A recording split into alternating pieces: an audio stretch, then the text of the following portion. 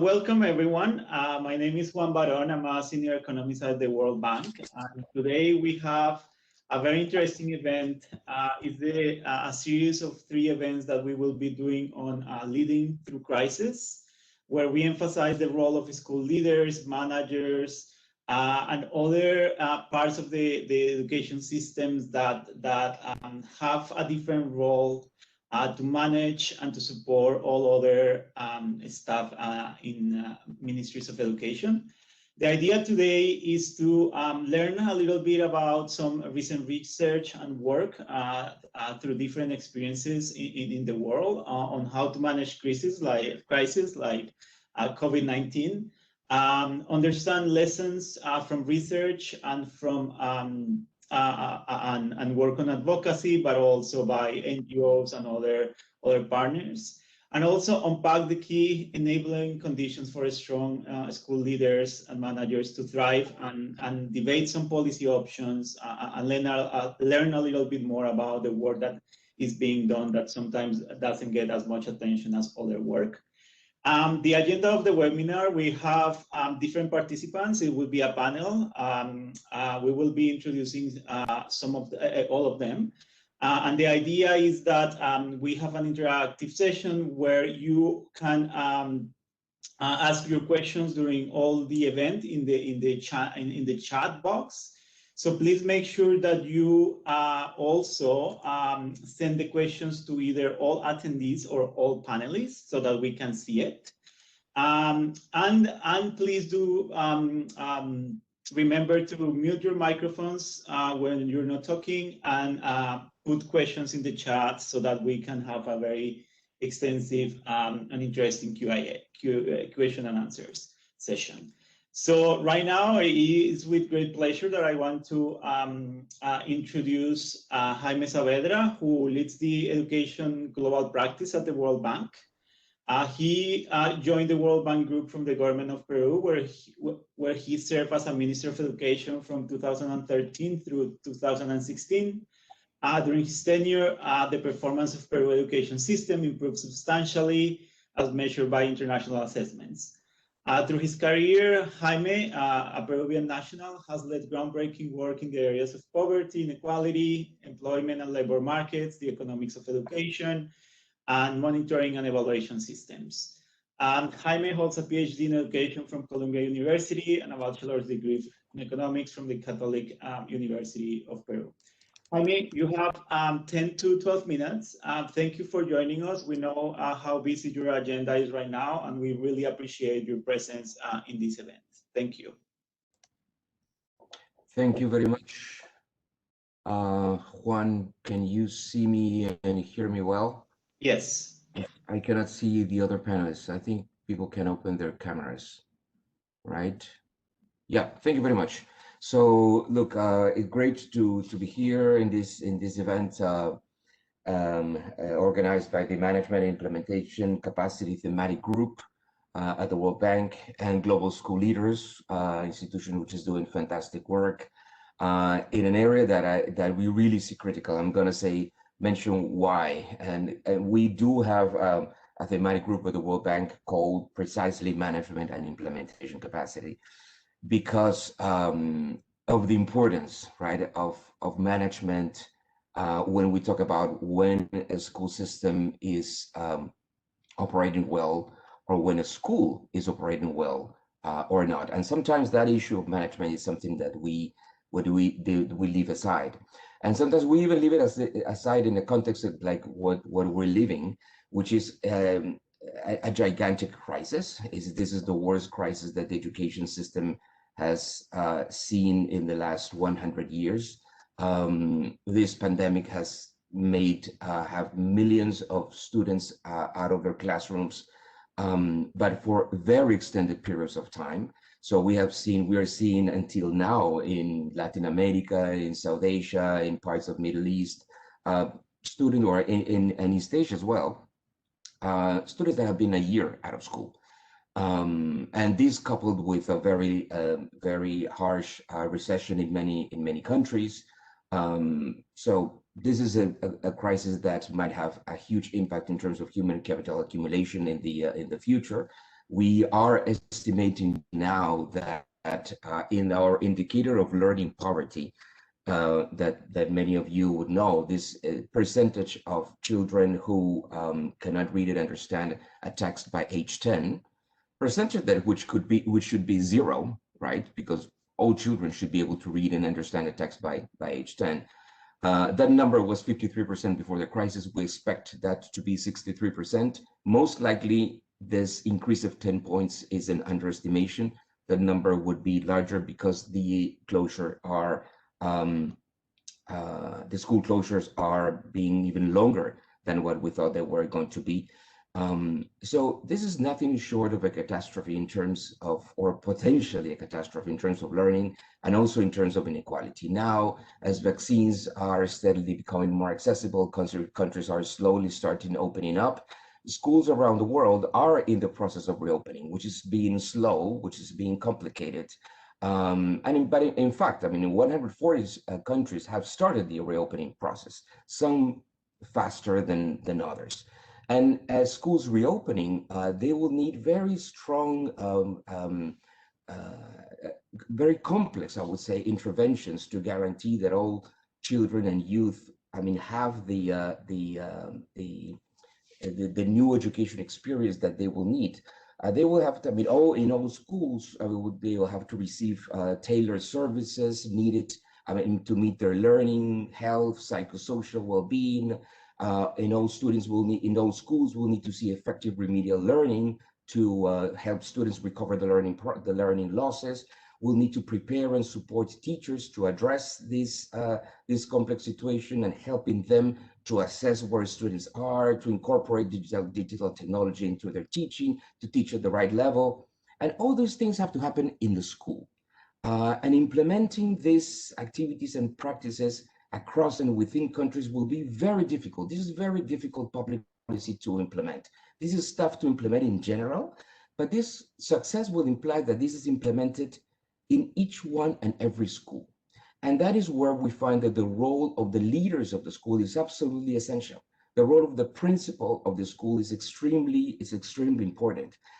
We know that better school management in general, and I see Renata here, and she has done a lot of research that tries to prove the linkage between school management practices and student outcomes. And now we have evidence, right, that school leaders could be as important as teachers, right, in order to influence learning.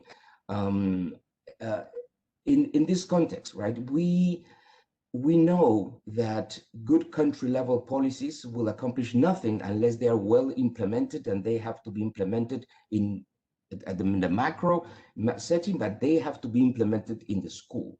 And that's why this right leadership, right, at the school level is absolutely essential. We had the evidence that management matters, right? Now it would manage even more.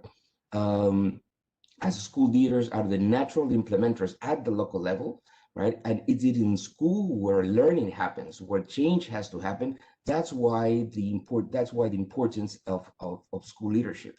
At the World Bank, we have a new education approach, and we say, well, what are the things areas in which we need to work, or what are the areas in which successful systems work, right? In order to make sure that there's good learning, there's effective learning, and we say, look, we need to have prepared learners. I mean, kids have to have high quality early child education. We need to work on the teacher's career and prepare teachers. We need to make sure that classrooms have the right pedagogical practices. We need to make sure that schools are safe to learn. But the fifth pillar that we are emphasizing is management. For learning to happen, you have good management of the system and good management at the school level. So when we say, look, we need to work on these 5 areas. These are the 5 critical pillars for effective learning. This fifth pillar of management is absolutely essential. And that recognizes that on one hand, the education systems are very difficult to manage, right? In all countries, there are gigantic systems in which they need to deliver high quality learning in dozens of thousands of schools every day. Is a very complex system to manage. Hence, The quality of the bureaucracy in any country is extremely important. But then at the micro level, right, managing a school is something extremely difficult, right? Hence, we need to identify well the career of the principal, the career of the school leaders, and invest in them.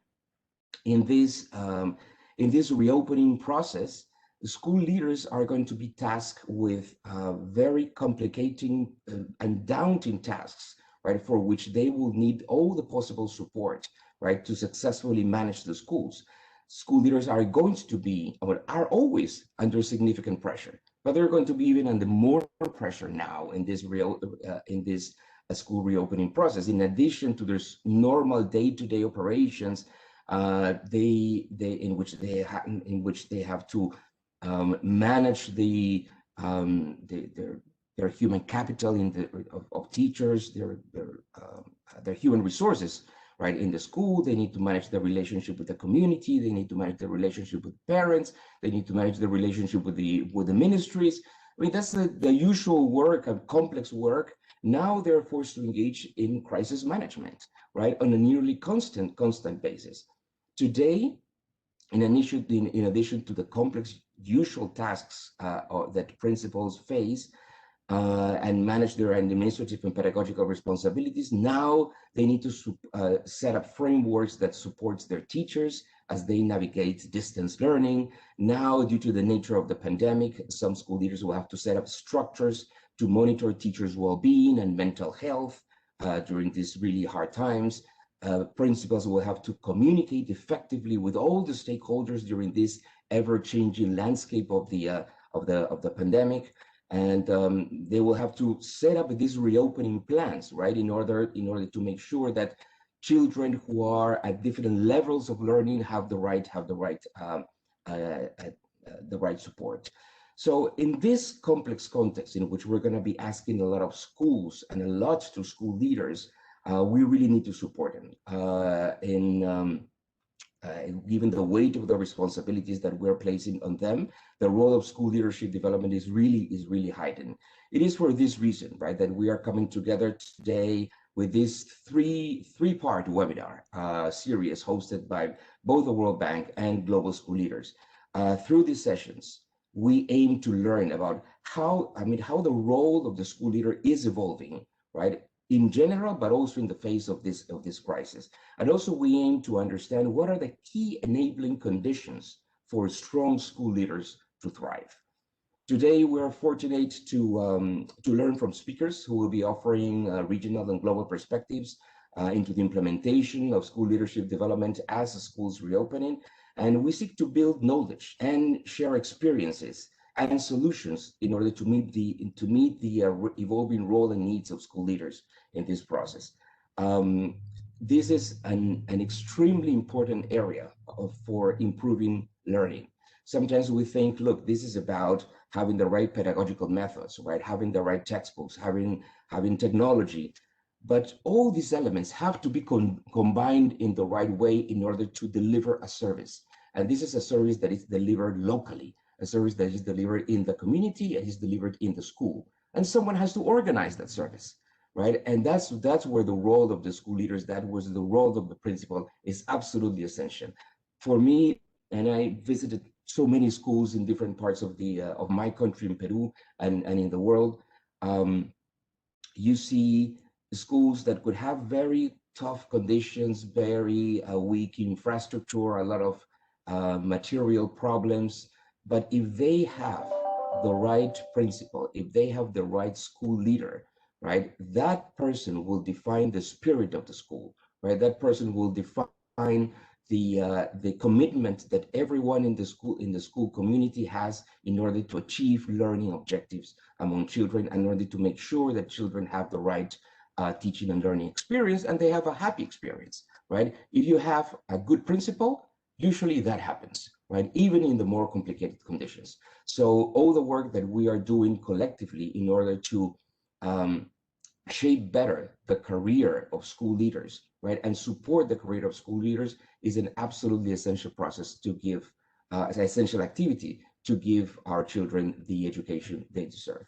So thanks to all the panelists for being here, and over over to you. I think I passed, I don't know, Juan, or I passed the word directly to Samir and Debbie. Thank you, Jaime. Thank you everyone for joining. We have more and more people joining. So now let me introduce the panelists, and then I'll pass the pass to the moderator to start the conversation. So the first one, so our first panelist is Dr. Renata Lemos. She's a senior economist at the World Bank Educational Global Practice. Dr. Lemos has been doing research and operations at the bank in multiple countries, including Brazil, Colombia, Costa Rica, Mexico, Peru, and Uruguay. She previously had done also work on the World Management Survey, and she, with other colleagues, have published more recently very interesting reports on managing for learning, measuring and strengthening education management in Latin America and the Caribbean. So we will put the link to this work in the chat in a few seconds. The second panelist is Mr. Asad Ahmad, President, CEO of the Citizen Foundation in Pakistan. Mr. Asad has been an ardent supporter of the cause of education for the last 2 decades and has contributed towards building school systems and building schools for disadvantaged children for the last 15 years. He joined the Citizen Foundation 3 years back as its CEO after a long association as a supporter. I know today is Eid, so Mr. Asad, thank you so much for taking the time to speak to us today, and happy Eid Mubarak. We will also be publishing a blog on the experience and the way that the Citizen Foundation does school principal recruitment, follow-up, research. There are very interesting lessons, so we will be publishing that soon. The third panelist is Dr. Alistair Witten, who is a leadership consultant from South Africa. Dr. Alistair Witten was the founding director of the Center for the Community School, which is located in the Education Faculty of the Nelson Mandela University. He has been involved in the field of education for almost 30 years and has more than 20 years of experience as a teacher and principal in township schools in Cape Town. And finally, Mr. Agustin Porres, Regional Director for Latin America of the Barkey Foundation, that most of you probably know. They have been doing a lot of work globally for teachers, for school principals. Mr. Agustin has worked for many years in the public sector in Argentina as an official at the Ministry of Education of the City of Buenos Aires and the Agency of Social Security, in the education policy area, and at Fundación Contemporánea. So thank you very much to all the panelists. I want to thank everyone, and Jaime and Dewey, over to you. Thanks, Juan. Thank you so much for making the introduction. Good morning, afternoon, and evening, everyone. My name is Dewi Sufanti. I'm the Senior Director for Research at Global School Leaders.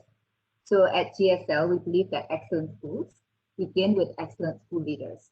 Jaime set the scene really well for our conversation today, whereby organizations and institutions have to join forces to support countries, districts, and school leaders to enable all children to return to school and provide supportive learning environment, which address their health as well as psychosocial well-being and other needs. So the key question that we aim to address in this first webinar is, how should the role of school leaders evolve to address the pandemic-induced crisis? So I'm very pleased and honored to moderate conversations with our distinguished panel. I will share a few probing questions with each of the panelists in the order in which Juan introduced them. Each of the panelists will have about 10 minutes to respond. I will raise my hand to mark kind of like the last two minutes and then 1 minute. If we can keep to the timing, then we will have almost 30 minutes for Q&A with the audience. So for those in the audience, thank you so much for joining us. I see like a few familiar names, so it's really a pleasure to have you here. So please kindly share your questions for the panelists in the chat box, and we will get to them at the end of this conversation. So without further ado, I will now turn to our first panelist, Dr. Renata Lemos. Renata, your research spanned across management practices, how does it apply to school management to improve learning outcomes in lower middle income countries, as well as cover crisis management. So what do we know from research about the importance of school management during a crisis? And additionally, I would like to ask you a question, are there like similarities and differences in good management practices in general versus when it comes to crisis situation? Over to you, Renata. Thanks. Okay. So thank you very much. First of all, I think that's a great question, and very relevant for the times that we're living in. So many thanks for inviting me to speak at this panel today. So in terms of your first question, what do we know about from the research about the importance of school leadership during a crisis? So I think Jaime has already mentioned some of these things. We know that first, I think we know that research on day-to-day leadership or management practices at the school is growing. So there's a good amount of evidence of its importance for education outcomes. What we also know, and this is even before this pandemic, is that negative shocks of various types, such as influx of new students, major budget cuts, natural disasters, and also public health crises, they have been shown to affect education outcomes. Now, the research in this area in particular generally does not really go into how schools react to these shocks. So the evidence on the specific question about the importance of school leadership during a crisis is more limited. But conceptually, I think, and drawing also from policy work on education and also on disasters, we can think of several channels through which leadership may help determine how schools are affected and how schools recover from crisis. I think Jaime did a great job in talking about the big picture, many different ways in which the school leader can actually help and support the school and the teachers and the students. And I can give you a couple of examples. I think, during and after a crisis, for example, strong communication practices, personnel management, even community engagement can help services resume, can help schools reopen faster, mobilize resources to recover, provide students with psychosocial support if needed. Also, well-managed schools, that proactively respond to the change, to the shock, may be more likely to learn from past crises and adapt more effective preparedness and mitigation strategies to reduce the impact of future crises. So just to give you a few examples, but then not to repeat what Jaime has already said. Now, back to the research. So despite the limited evidence, I can share with you two studies that are trying to understand more about the importance of school leadership, their practices during a crisis. First, and this is work by Melissa Alderman, Juan Barón, and myself, we are investigating the role of school management practices in mitigating the impact of a natural disaster in Haiti. This is the Hurricane Matthew that landed in October 2016. And we were in the process of collecting data when this happened. So we shifted our focus on this research to try and understand how school leaders were dealing with the hurricane. Now, what's interesting about this context is that the large majority of primary schools are privately owned and operated. So they receive limited support from the government, from the local government, which means that it's largely up to them to obtain support, to recover, creating a context in which school management becomes very, very important, right, during recovery. So in this study, what we did was we ran independent rounds of data collection to capture information, really detailed information on student learning, day-to-day management practices at the school, emergency response to the hurricane, immediately after the hurricane, recovery response, adoption of disaster preparedness and mitigation practices 9 months after the hurricane. And we combine all this data with data on wind speeds, individual infrastructure damage at the schools to explore in very detail how school leaders are dealing or dealt with the aftermath of the hurricane. There's three important results that emerge from this work. First, I think routinely, day-to-day better managed schools, they're better able to mitigate the impacts of the hurricane. So the bottom line is really that better managed schools reopened sooner, the students and teachers were back sooner, and the school building was repaired sooner with the same and or even better materials. We also see that better managed schools are better able to mitigate the impacts of the Hurricane Matthew on student learning. And finally, we also observe that the schools, better managed schools, are then adopting better disaster management practices after the hurricane. Again, as I mentioned, with the idea that they want to mitigate or prepare and potentially be able to mitigate the impact of a future shock or future disaster.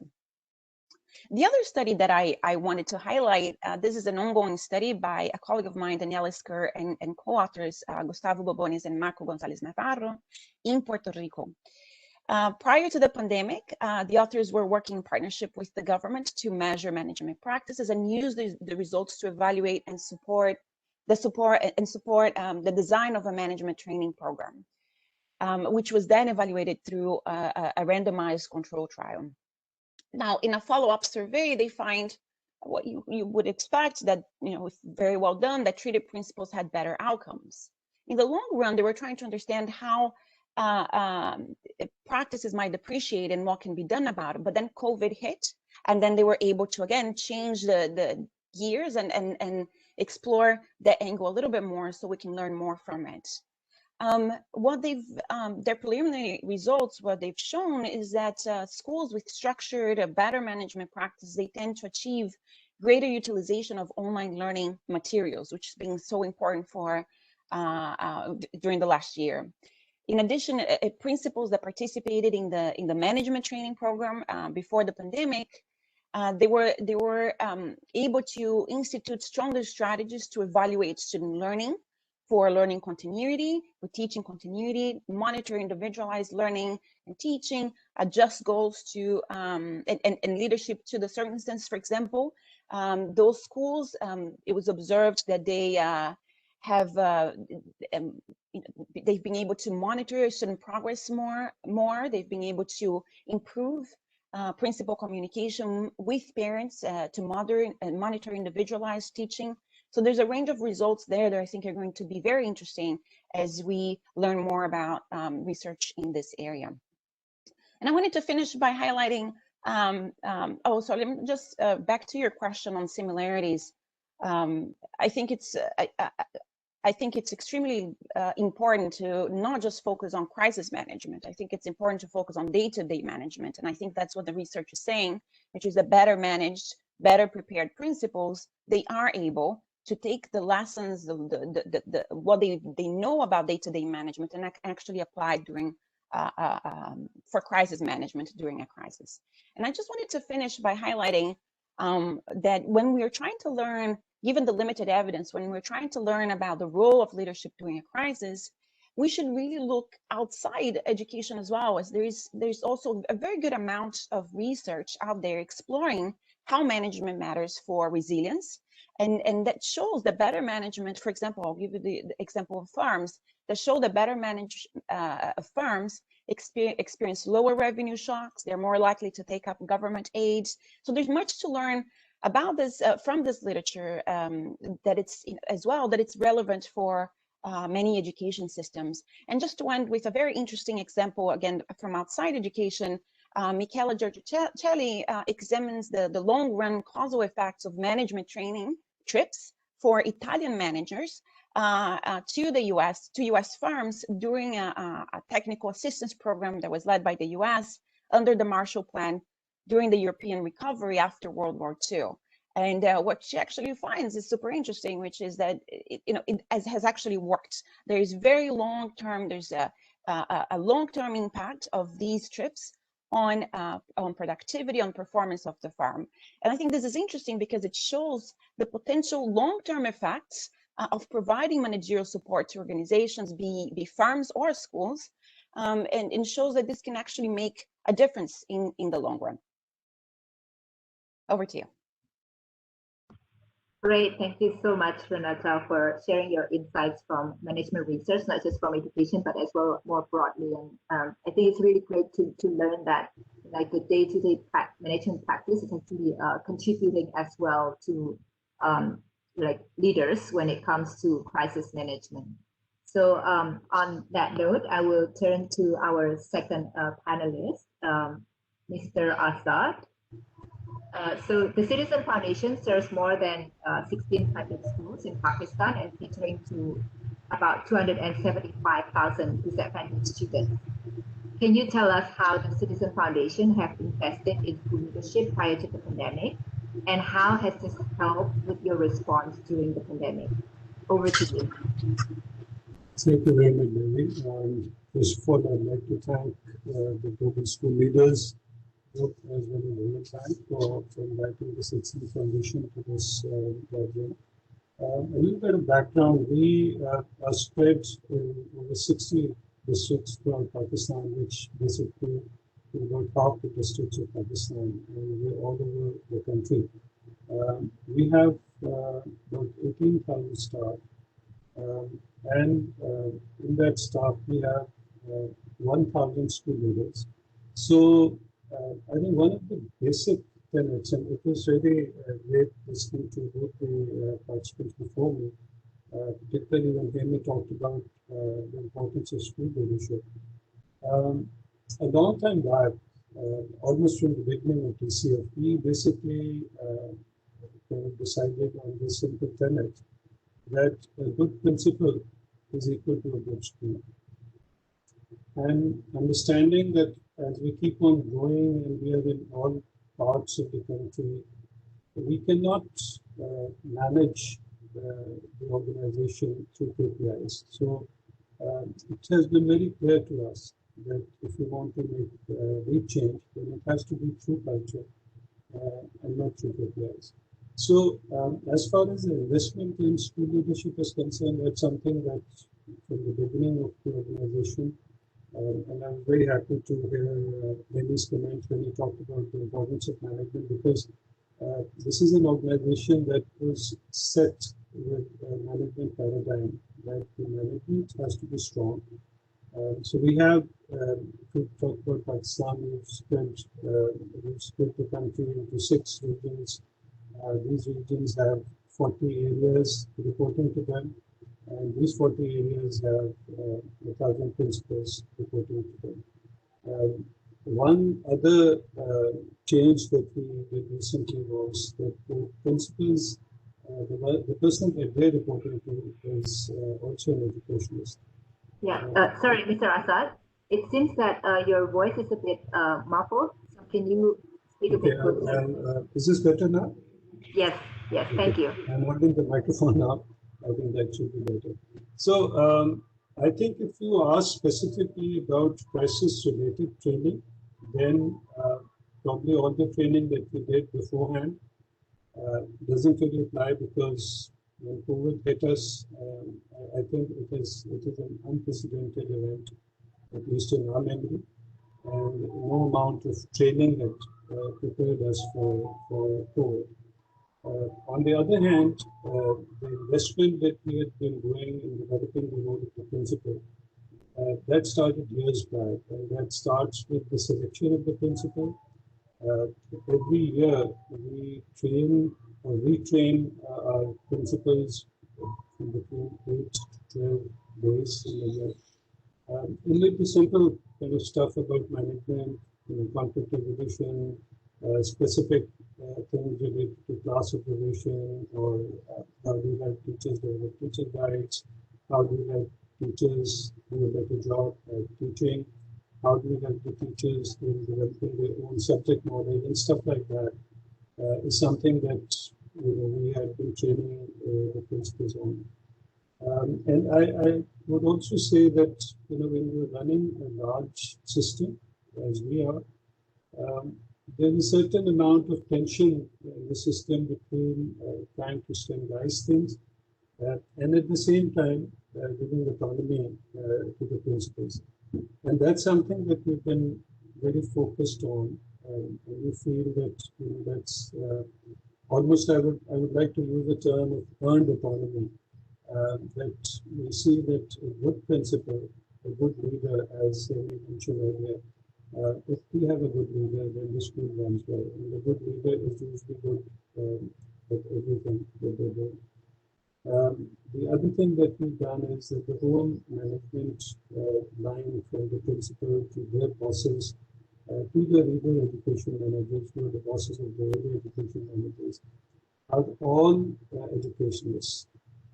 Many of them, the regional education managers, are coming from within the system, which gives them a very strong knowledge from the ground. And we also have, mashallah, graduates of Harvard and Stanford who are coming with the knowledge of the theories of learning and the best practices around the world. As far as the COVID crisis is concerned, I think that we've learned quite a few things, and we are still learning, I would say. One of the things that it has done for us is that it has strengthened our belief that wherever the school leader is closer to the community and to the parents, she is able to better do her job. And this is something that was honestly clear to us even earlier, but it's clearly been underlined for us because, interestingly, compared to so many other schools, low-cost private schools in Pakistan, where the enrollment was reduced, our enrollment during this period increased from an 88% enrollment level to 92%. Because our leaders, our principals, and even our teachers, they went into the community, and wherever the parents wanted to perhaps, say that the girls should stay back at home, or maybe even in some cases they're interested in early marriages for the girls, so that they don't have to bear the cost of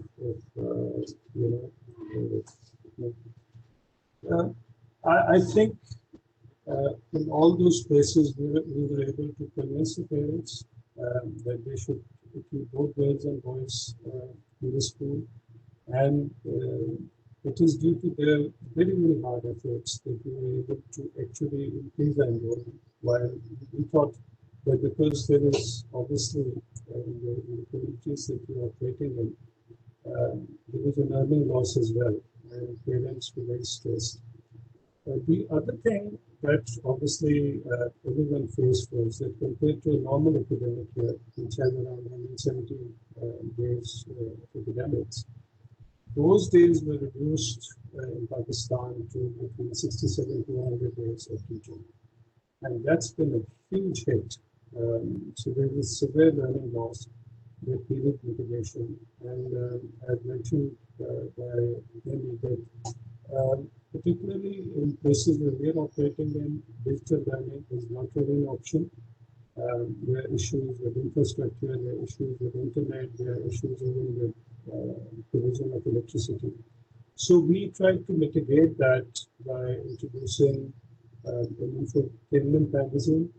So if the students were not coming to the school, they could go through the magazine and try to learn from it as well as enjoy the magazine. And at least the learning loss is mitigated to some extent. At the same time, we also experimented with kind of small groups where we took volunteers from the community, even our own alumni who had graduated from TCF, and we asked them to help our students. And they created groups of 5 to 6 students and maintaining the SOPs that are required to make sure that distance social distancing is kept. They were able to have some kind of sessions in which the learning loss was mitigated to some extent. Thirdly, we tried to use appropriate technology wherever possible, and we're still doing that. At places we're trying to use WhatsApp. We have TCF Learning Portal that we've created. We've more than 1,000 modules that we have created that are available offline. But they're also available through the use of USBs so that they can be seen on TVs and on the audiovisual rooms that we have in schools. And these are things that we are experimenting with. And we feel that even post-COVID, these are things that could help us perhaps in remediation classes that hopefully will help mitigate the learning loss. Because as far as the learning loss is concerned, I think that's something that will take a long time, maybe a year, 2 years, if we'll be able to mitigate that. And fourthly and lastly, I think one point that I would like to mention is that I think during this period, we did focus on providing social, emotional support for students, even for parents and for staff. And that's an area where we had not explored this earlier. So we created time for the students in which once they came into the school, they had a 10-15 minute session in which we wanted to ask them how they're feeling, how are things at home, and at the end of the day, there was another 10-15 minute session which asked them, how was the day at school, how are we feeling about it, and all that. That's another thing that we feel has really strengthened the bond between the school faculty as well as the students, that has helped the learning of the students. And I think these are things that we will probably carry forward with us post pandemic, and hopefully they will contribute to improving the learning environment in our schools. So thank you very much. These are some things that I wanted to talk about. Yeah, great. Thank you. Thank you so much, Asad. So yeah, it seems that the Citizen Foundation have invested even before the pandemic on training the school leaders, and that particularly during the pandemic, we see that it's very important for school leaders to engage much more broadly with communities and parents, and focus much more as well on the social emotional learning of, from the students. So yeah, so now I'll turn over to Dr. Allwitten. Your entire career has focused on school leadership training and development, as well as improving instructional leadership. What do you see as key opportunities as well as challenges that school leaders in South Africa face to improve school quality for students? And I understand you also developed the concept of community school. So you can also share if you think this is also appropriate. Over to you. Thanks. Thank you very much, Devi. And let me say good afternoon from Cape Town, South Africa. Good morning to other colleagues, and of course, good evening to other colleagues in other countries of the world. Thank you for this invitation. It's really good to be with you. I'm going to talk about the work we're doing in South Africa currently and share some of our experiences, especially around leadership, that are related to this work. And let me firstly start by saying, since the onset of the COVID-19 pandemic, the context of leading and of leadership has been characterized by 4 key elements: by uncertainty, by complexity, by ambiguity, and by unpredictability. And so the changes that schools and school leaders have been going through in South Africa, and I would say, throughout the world, is what we call disruptive change. Okay, so this is the kind of change that firstly has been caused by an external source, right? Something from the outside came in and disrupted the way we understand school life, right? It's also, disruptive change has also altered the norms of school functionality, right? Schools that would change in the way they function. And thirdly, disruptive change has affected the personal, professional, and organizational aspects of the school. Schools were at the forefront of these changes and at the front line of the changes, especially as we had to shut down and lock down and then get our schools to reopen again. And of course, they had to open up schools in the context of what we call altered school functionality. So this presented three challenges. Firstly, in our work in South Africa, we found that leaders who have a strong bureaucratic orientation towards management really found this a challenge to adapt, to pivot to what was happening, and then to reorganize the school in a way that could effectively get it moving again. And in our interactions with them, some of them spoke of being stuck, of freezing, they froze, and 1 or 2 spoke about just feeling helpless at the time. And so it was important for us to think about how we could support school leaders in rethinking their roles, especially during the time of the crisis.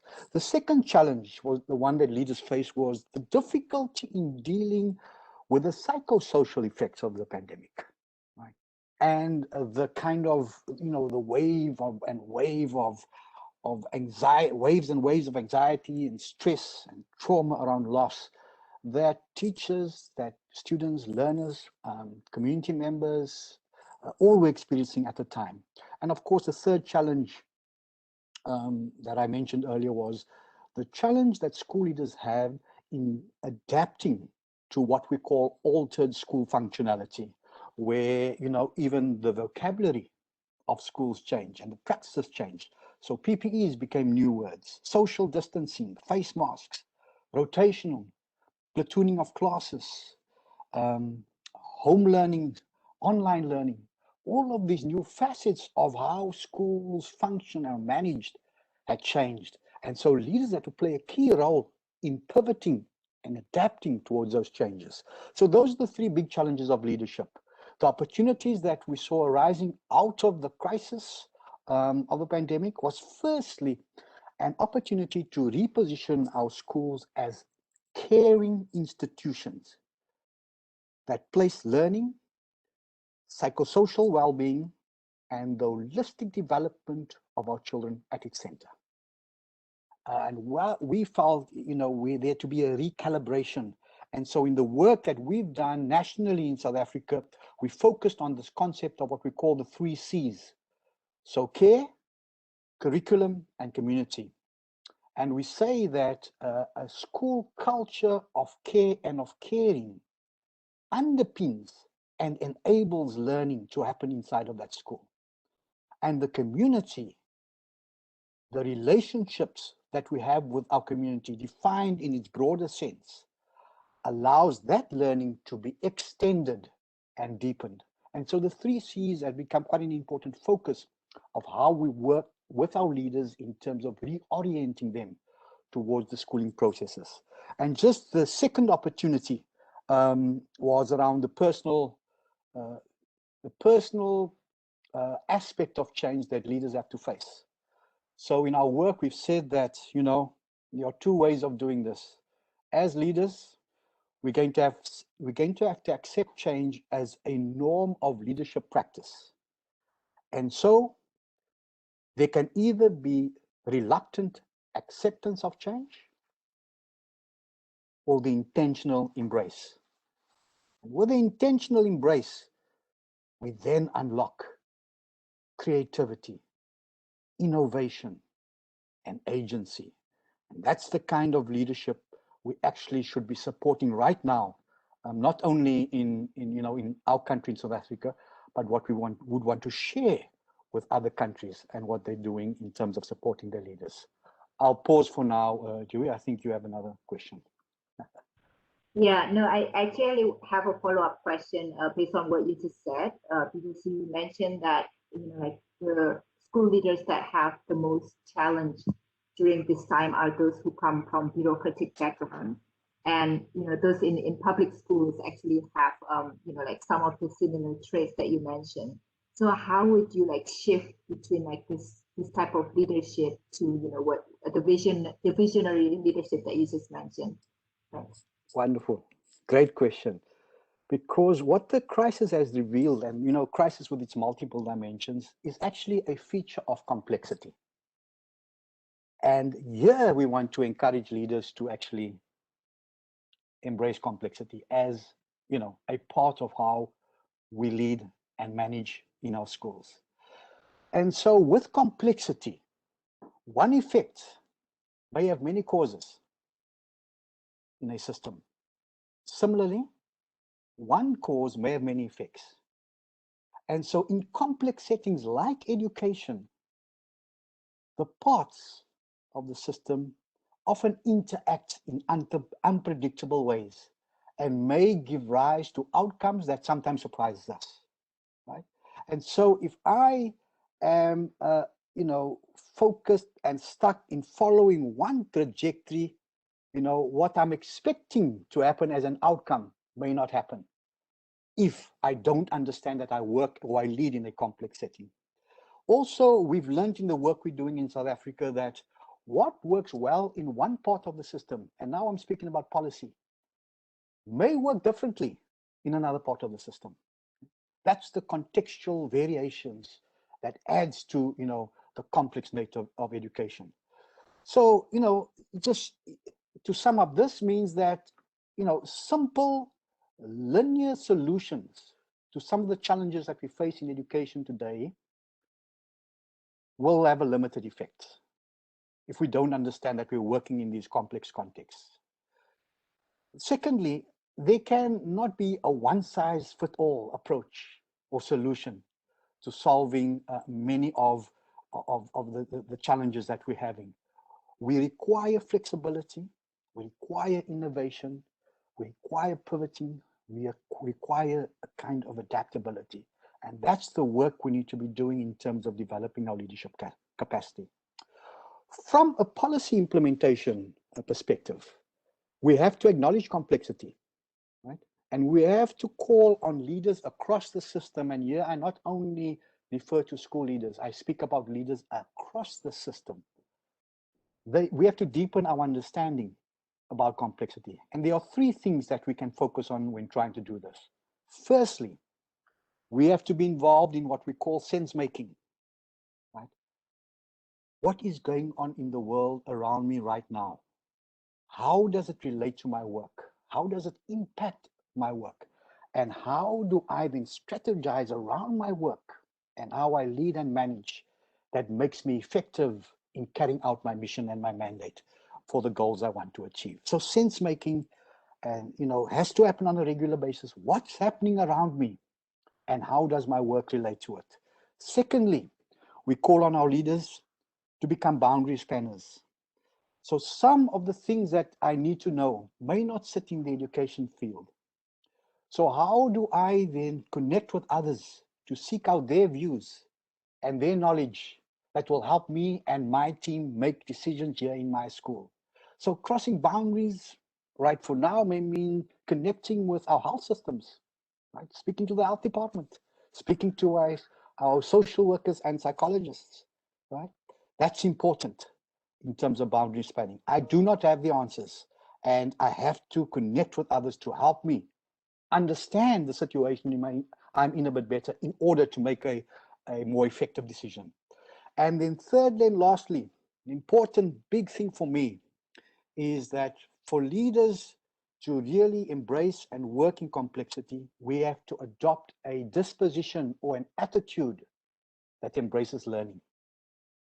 Because what this crisis has shown us, Dewi, is that we've moved from being the all-knowing leaders, right, who have answers or who can solve problems, to actually becoming the unknowing leaders. Because when the crisis hit us, no one could tell us what to do. Right? We had to go back to learning more, to understanding, to doing our research in order to develop the responses that we've seen happening now. And so learning has become so important in terms of how we get our leaders to embrace that also as a norm of leadership practice. And so when we speak about moving from the all-knowing to the unknowing, but we want to say that the knowing leader is the learning leader. And knowing is a continuum. It is a process of continuous learning. And so in the work that we do, especially at the level of the school, where we have to deliver on policy goals, it's not only about policy implementation, it's also about policy enabling. And our leaders are key policy enablers. Thank you, Dewi. Thank you for the opportunity to talk to all of you. Great. No, thank you so much. That is actually a great segue to our next and final panelist, Agustin at Party Foundation. So you work with Latin American governments and partner organizations to build programs for school leaders, more effective teaching and better results, right? So as Al mentioned earlier, like how this kind of like the role of the school leaders, how this kind of like leaders above, in like different levels of the system as well need to change. So what guidance do you give to school leaders and policymakers who are ready for this pandemic to be over, but are still like having to lead communities to repeated like openings and closures, right? Like don't know when this is gonna end, right? There's like a lot of uncertainties. So it'd be great if you can share with us what you've done at the Party Foundation. Over to you. Great. Dewi, thank you to the other panelists. It has been an amazing conversation.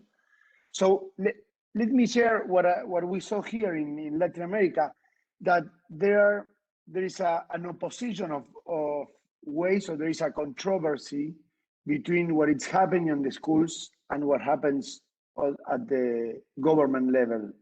Then what we are seeing here is the response from each school has been very different last year. Each school responded differently to the situation through the pandemic. Some of them were open at the very beginning. Some of them didn't open yet. And so in some ways, the school was able to decide to open the different indicators that they have on the pandemic and the contagion situation. So in some way, last year, we saw the year with more autonomy for schools. We have been talking and discussing about autonomy, but we never saw the level of autonomy that was here.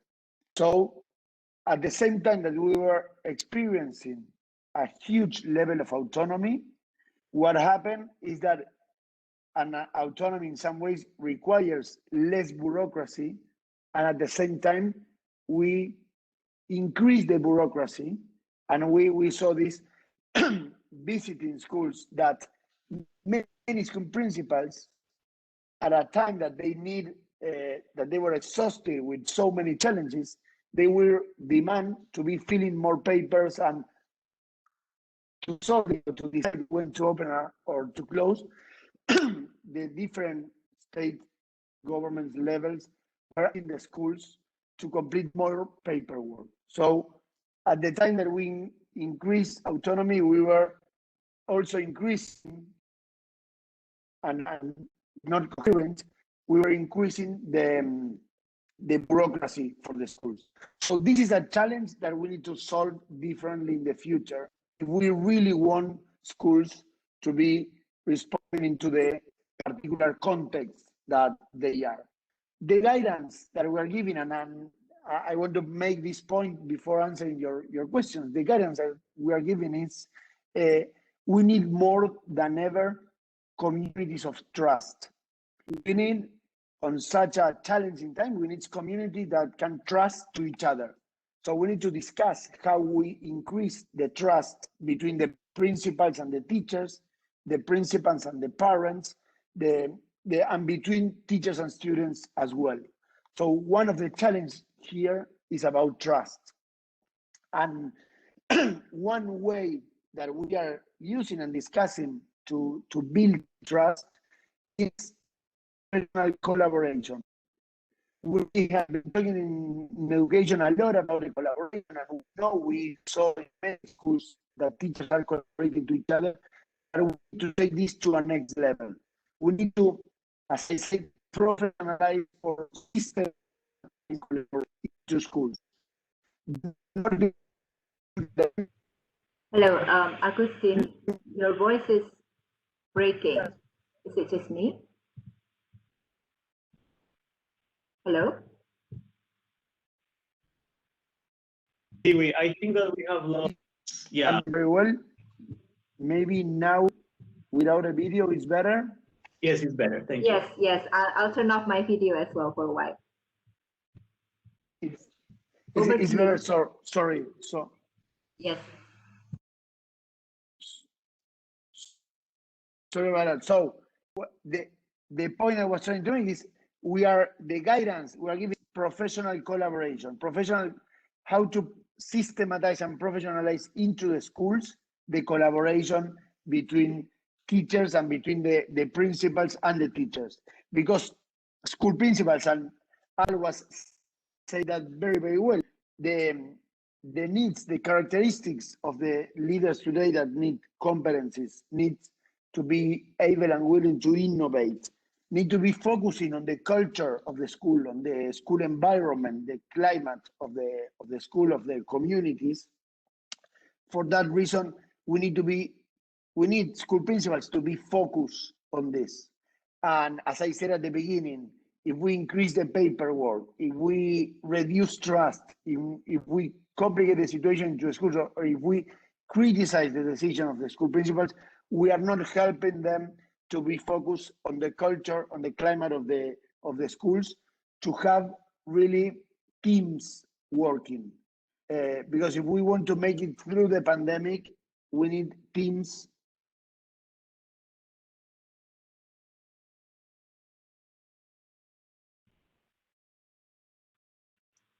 Hello, Agustin.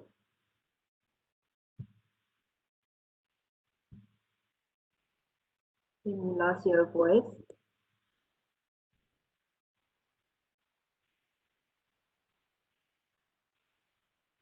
Hi, Agustin.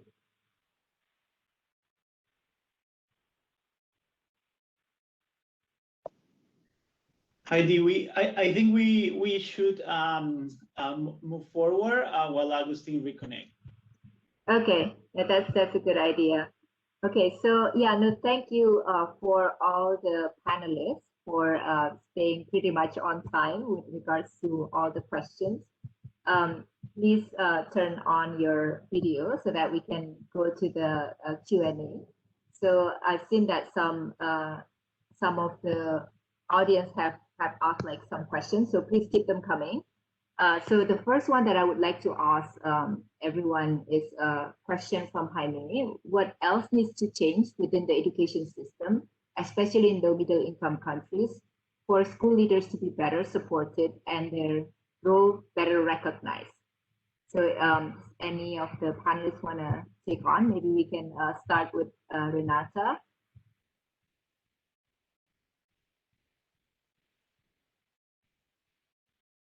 Sure, that's a very complex question. I'm not sure there is a clear answer to this. But I think that maybe focusing, I think maybe focusing a little bit more about instead of answering this general question, let me try and answer this question as related to the pandemic and moving forward, what countries maybe, how they can actually support school leaders to be able to deal with this crisis. So as we know, in early 2020, most countries mandated school closures as a policy response, a quick policy response to the outbreak. And many countries have then rolled out remote education in an attempt to provide continuity of services. We know that that comes with its own challenges, equity issues, etc. So I'll put that aside for now. I think it's important to think about the support that school leaders need now and what systems can do about it as we move forward to school reopening, because as we know, it's very important to have students back in school. So many countries have moved to a prolonged deliberation on how and when to allow for school reopening. I think in a context of ongoing local outbreaks, the task and often the decision to reopen is devolved to school principals. I think a lot of countries are making the decision to leave it up to the school principals after a certain level of safety to leave to the school principals to decide to reopen. So I think it's important to understand whether school principals, school practices can actually help families evaluate risks and assess benefits to returning to in-person learning. I think we're thinking a lot about, and I think school systems are thinking a lot about the side of service provision, but not so much the decision that the families need to make in order to return. And I think during a crisis, I think good leadership and management practices, they may rely on two concepts. school organization for safe reopening now, such as complying with health guidelines and targeted and social emotional interventions to help students and teachers to cope. But I think there's this first stage of reopening the school and making sure that that students do want to attend school or can, and families are happy to send their students back to school. So I think the second concept is communication, such as informing school operations effectively to all school actors, and then bring reassurance that the school environment is safe for teachers and students. So I think with these two concepts in mind, back to the question of what school systems can do, I think thinking about what's going to happen on the ground when school reopen, how families are going to react to it, and what support they can actually give to the principals now to be able to strengthen those two concepts, school organization and communication with families. Over to you. Great, thank you so much. I'll now probably ask Azad to answer that question. And in addition to that, there's also a question whether, like, as a leader of, like, within kind of like your network, what is your main priority now, and how do you deal or balance with all the needs of all the different stakeholders? Over to you, Azad. I think obviously our main priority is to make sure that our schools are safe. I think one thing that I did not mention was that the type of communities that we are operating in, probably the schools, our schools, were the only places where SOPs were being observed. And in fact, to be honest, I think we kind of provided some kind of community leadership on this. So even if outside the school, none of the SOPs were being observed, because that's unfortunately most of the case in the communities that we are operating in. We were able to show ourselves as a role model. And I'm very happy. In fact, that's something that we were, to be honest, very scared about, because we felt that we would not be able to implement SOPs in the areas that we are operating in. And we felt that even our own principals may not be that willing to do that. But what I'm very, very surprised and very, very happy about is that we were not only able to do that, but right now, like, we have almost all our staff has been vaccinated, and that's an initiative that our school leaders have taken, and they've kind of sent all the teachers. They found out where the health centers were, and they sent the teachers to make sure that they were all vaccinated. And that is the type of leadership which makes us really proud. Secondly, I think another thing that we did was that we provided cash assistance in the communities that we are operating in, because most of the people, I think about 70% of them, either lost their jobs or had very, very low incomes. So the principals and our alumni and the staff had to reach out and understand the community and understand the problems much more than they were ever used to. And I think that's something that is a strength that we can build on in the coming months and years, because that has also helped us get more connected. When we're talking about communication, I think that communication has improved tremendously with the community. So I think these are the learnings for us, and we hope to make use of these learnings going forward. One thing that I would mention that regardless of whatever digital tools we use, and they're very low cost and good technology, I think one of our strengths of the system is that we have our nodes are present. So, like, on an average, one school is visited by somebody or the other from the area or the region 3 times a month. So that gives us very, very good local knowledge of what's happening at the schools, and I think that's very useful in managing the schools. Over to you, Devi. Great, thank you, Azad. So the third question, I think this is probably best for all to answer.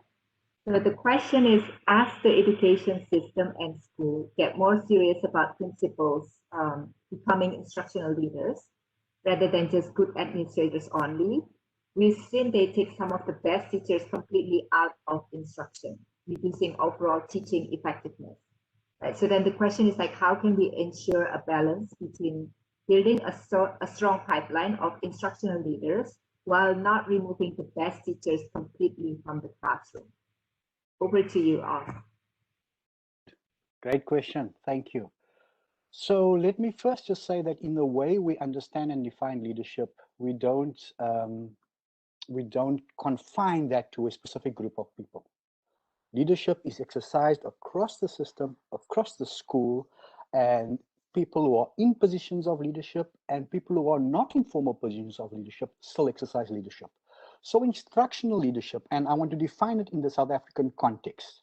Instructional leadership is the leadership that focuses on the core work of teaching and learning in the school as its primary responsibility. So we say that it's not a leadership style, it's a leadership orientation, a leadership focus, and it's the primary leadership focus.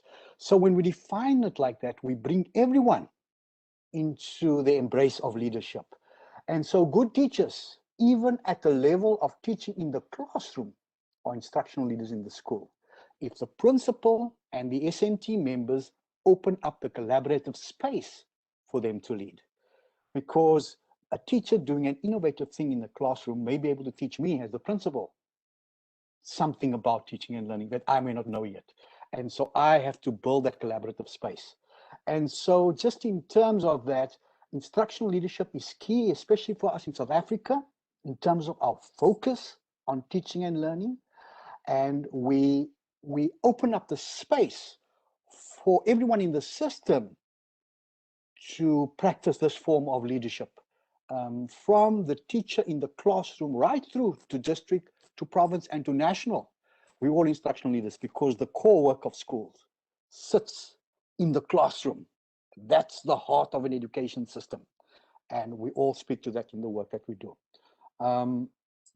Let me pause there. Great, thanks all. Asad, I wonder if you have any response to this question. Well, it's interesting because in our case, I don't even think we have that luxury.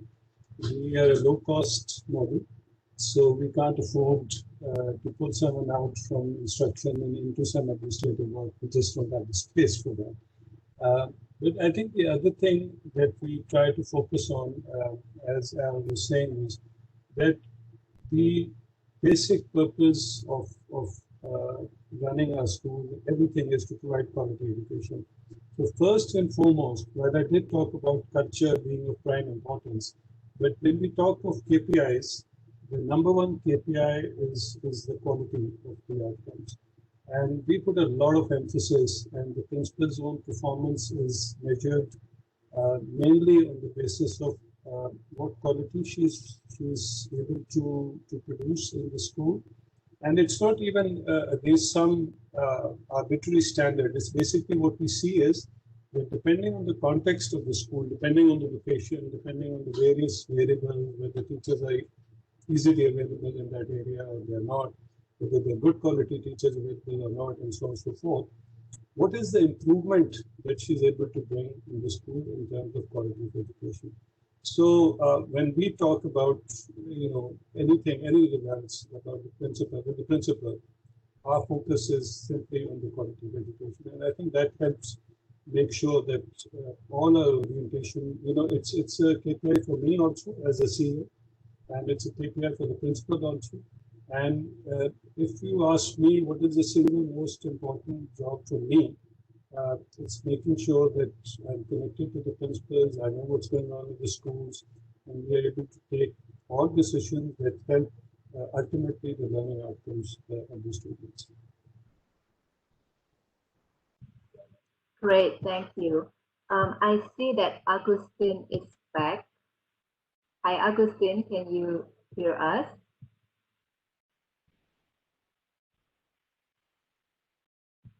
Sorry, I missed the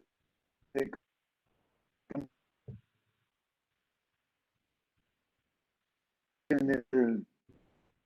It seems that your voice is still breaking, Agustin.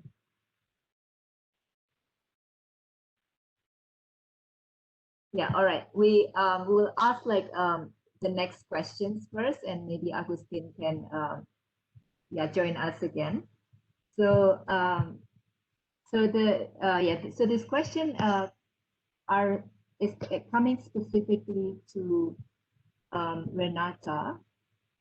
So the question is more with regards to what you had mentioned earlier about the management practices, and particularly looking at whether in your studies you can identify results regarding differences in school leader challenges, actions, and impact in what's so-called like the low intense crisis like COVID-19, etc., and more intense crisis like the hurricanes. So maybe it's connected to the day-to-day management that you mentioned.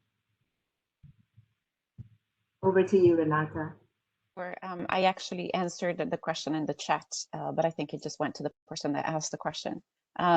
So I think that's a very good question, and before answering the question on differences, I think let me answer the question on commonalities. I think, as I was mentioning before, I think there are two main challenges that are common across different types of shocks that we've been able to observe reading different studies.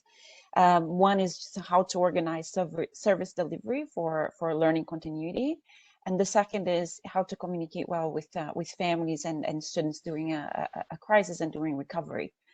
And I think, of course, these concepts are, these are ideas from different research studies that we have seen, but to actually really compare and contrast, we would need good empirical research on this question. So I think in terms of differences, I think there are many. It's really hard to pinpoint now or have a laundry list of differences that we can find across high intensity impact shocks and low intensity shocks. But I do think that what the evidence, and there's growing evidence saying this, is that investments in the adoption of basic management practices, they seem to be good. They seem to be important for preparing and mitigating the impact of shocks of all types. And I provided examples of Hurricane Matthew in Haiti, another study looking at COVID and how better managers now are sort of adapting and helping with there's increasing utilization of online resources in those schools. And these are practices, we're talking about better managers using as measured by day-to-day management practices, right? So I think that's the lesson that I take out of this, is that many practices that are needed to manage day-to-day, the day-to-day business of the school, such as monitoring, documentation, goal setting, people management, communication, they are also important during a crisis. So as a manager, as a school leader, if I know that, if I've adopted and if I've practiced that in my school, it's just going to be easier for me to deal with a crisis, no matter what type of crisis. Over to you. Yeah, great, thank you so much. So the next question, I think I will, so this comes from Pak Yaya, whom I know from Indonesia, working with the Ministry of Education here. So there's a question coming from him. There are a lot of facts that some students do not actively engage in online learning, and parents actually as well having difficulty in paying attention to children's learning activities, right? So then I guess so the question is that how to ensure like quality of like online learning from both sides, both on the teacher side as well as on the students' parents' side. So I'll probably turn over to Asad, who is probably quite closest to this issue.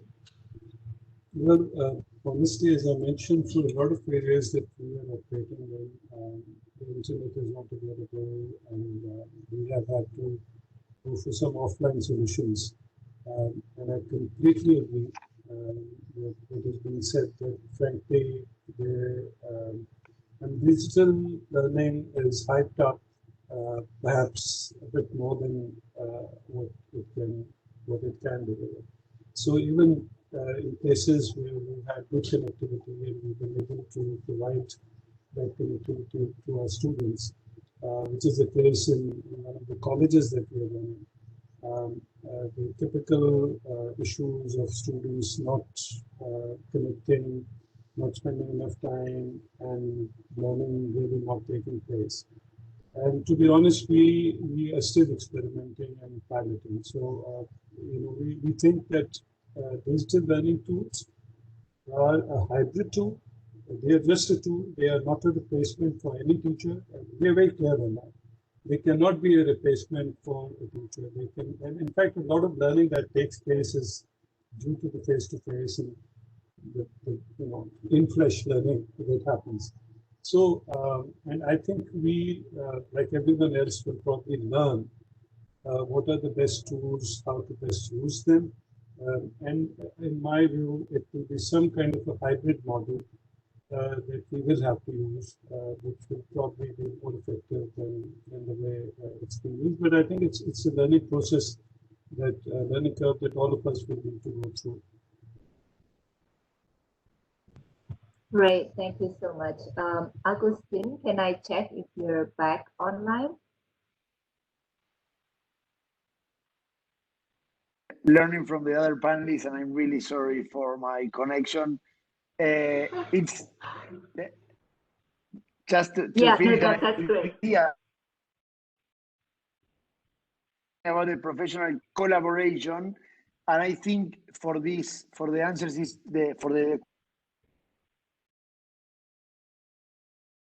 together. So the position of the leader, of the school principal in the learning process plus in the management process goes together with a team. Is not to think about schools that came out together as teams. And of course, the responsibility of building a team is on the principal. And is, as I said before, based on trust. And we need to work more during the crisis on how to build trust among the communities. That is going to be the best answer to this current crisis and the next crisis that we're going to be facing. Great, thanks, Agustin. Well, I have you back still on stage. There's another question that I think would be great for you to answer. So as principals shift their efforts to instructional strength, how do we ensure that management of operation is as well maintained?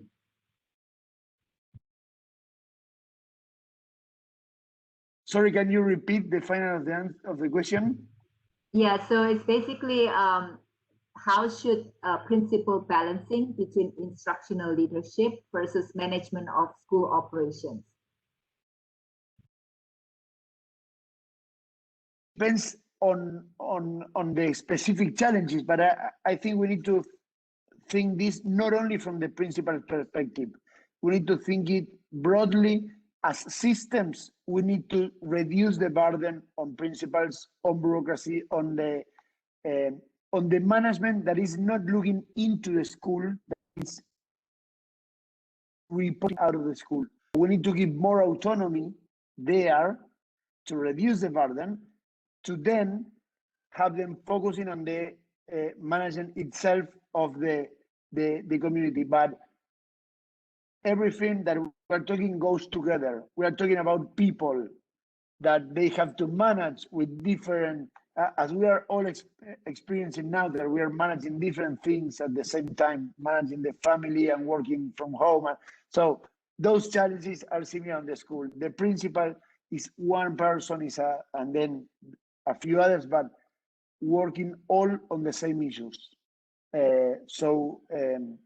It's not one or the other one. It's how to do a good balance with a clear focus. That is what we need here is students to be learning and to reduce the learning poverty, as Jaime was saying at the beginning. If we had that focus, everything is going to be more clear for us. Sorry, Devi, can I just add to Augustine's response? Yes, and if you can as well, there's also like an answer question specifically to you, Okay, but just quickly on this one, on instructional leadership and managing the school. So that's a really good question. It's an important one. And what we say is that if teaching and learning is the core, the center, the heart of the school, then all the other pieces around that should enable teaching and learning, including how the school is managed. And so these two processes are not mutually exclusive. I am an instructional leader as a principal by creating the enabling organizational arrangements and conditions to optimize teaching and learning in the classroom. And so even in the work we do here in our country, that is what we're working on in terms of, shifting our thinking. It's not an either or. It's not these are not separate processes. They all act in service of teaching and learning. And so management and a functional school is crucial to enable that. Great, thanks. And if you can answer this question that's directly specific for you, Okay. to what extent does the vast inequality spectrum in South Africa affect the 3 Cs that you mentioned, and how it kind of like affect the curriculum recovery and school functionality? Over to you. Again, another really important question. It's something that we confront in our country on a daily basis. We have to pay more attention to our schools, or and the majority of our schools sitting on the other end of the spectrum of inequality. That's the majority of our schools in our urban township and rural communities. And we've been arguing that we have to do something different. We can't apply a one-size-fits-all approach. And what I've been saying is that what we need to do is to have a national compact, an agreement around how we support these schools going forward that doesn't only involve the education department. We need a societal response to supporting these schools, especially in addressing two things. The first thing would be addressing the learning gaps that now has gotten even bigger over time, and we're going to have to work on that over time. And the second thing to address would be, of course, what has happened is, we haven't spoken much about it, is the dropout rate, right? The push-out rate that's been exacerbated by this crisis. For that, our schools cannot be expected to do that work on their own. Neither the education department. We need a broader societal response. So what is that educational compact where all of us come together to support our schools in those areas? Thank you, David. Great, thank you so much. Unfortunately, we cannot get to all of the questions coming from the audience, but it's been like such a great panel here. And it's like such a rich discussion, which I will not try to summarize. So I'll hand it over to Juan, because I know we have to wrap things up. Juan, are you? Yeah. Thank you, Dewey. And thank you, everyone. First of all, we just want to say thank you very much to all the participants, around almost 90 people connected, plus all the panelists. We think that is great, given that this topic is relatively nascent. I also want to share with participants that this is the first one of 3 webinars. The next one would be in September. And then the third thing that I wanted to say is more a little reflection of working in some of the countries that are represented here and in other countries. Is a lot of the technological work that has happened for students and teachers is focused on that, on students and teachers.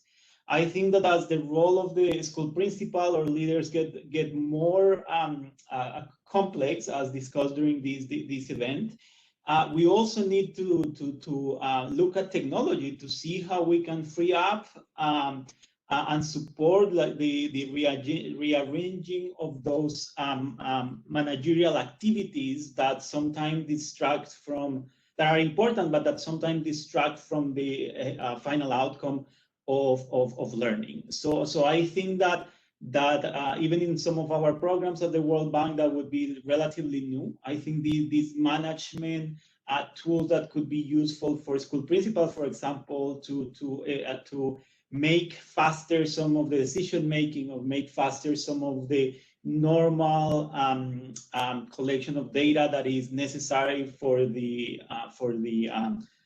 good running of a school could be used. I think that is a plea, that is just an idea, but I don't see much. I see a lot of support to teachers, support to students, but very little support to school principals on the technology part. So just to close with that reflection, thank you very much, Dewey, for your moderation, and thank you everyone for connecting, and to panelists in particular for allowing us to speak their brain.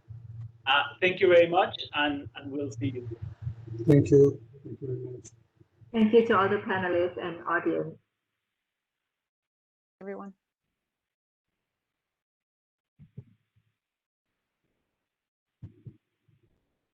Thank you very much.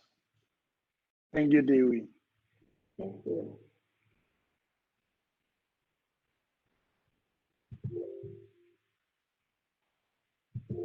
Thank you, Dewi. Thank you, everyone. Bye-bye.